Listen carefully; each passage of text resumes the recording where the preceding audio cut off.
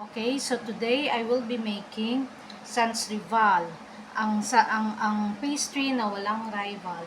So I have here 3 eggs, the cream of tartar. This is 3 egg whites, cream of tartar, 1/2 cup of sugar, and I have here 1 cup of cashew ground nuts with 4 teaspoons of cornstarch.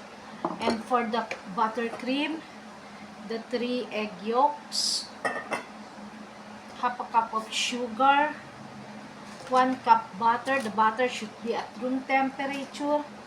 This is the orange flavoring,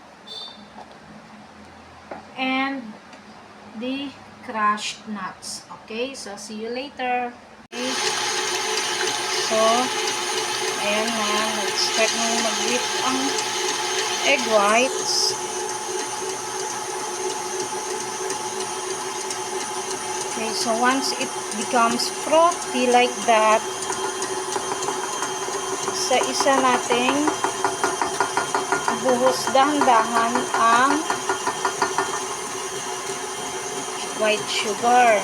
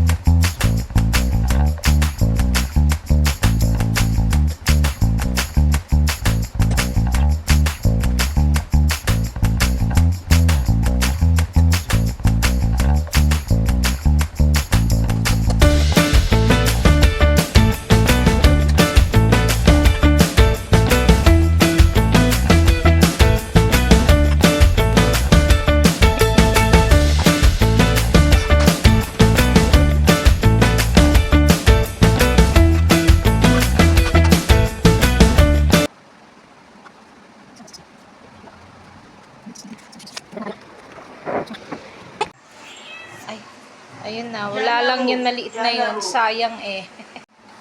Okay, so I'm going to bake this for 40 minutes up to 1 hour at 160 degrees Celsius.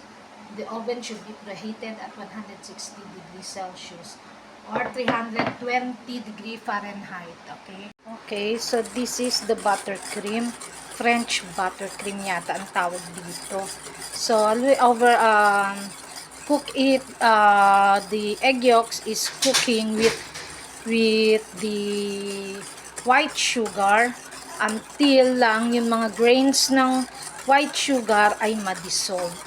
Then, afterwards, pag malamig na siya, lalagay natin yung butter. Okay? Okay, ayan na. Hinihit ko na yung buttercream. Nagawa na ako ng buttercream.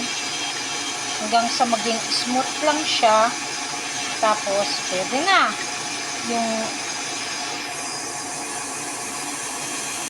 Ayan na, ready na ang buttercream. Ang ganda niya. Set it aside while waiting for the wafer to dry out. Okay, so here is the wafer. Time to assemble. Mamaya papakita ko na lang kung ready na. Okay, it's assembly time.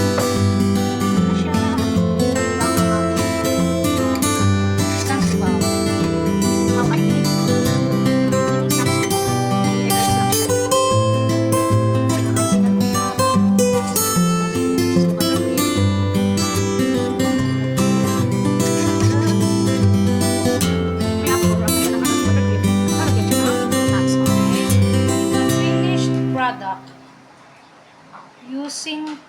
nuts, sans rival. Okay? Ready siya. Mamaya palalamigin lang at tikiman time. Bye-bye. Thank you.